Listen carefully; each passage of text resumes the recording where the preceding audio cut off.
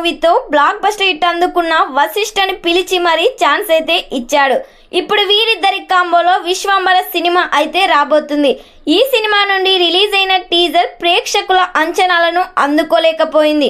పూర్తి విఎఫ్ఎక్స్ కారణంగా release date కారణంగా సినిమాపై అంచనాలను తగ్గించింది. ఈ సినిమాలో చిరంజీవికి జోడిగా కోలీవుడ్ బ్యూటీ త్రిష హీరోయిన్ గా నటిస్తుంది. టైం ట్రావెల్ నేపథ్యంలో ఈ సినిమా సాగుతుంది. ఎంఎం కీరవాణి సంగీతం అందిస్తున్నారు.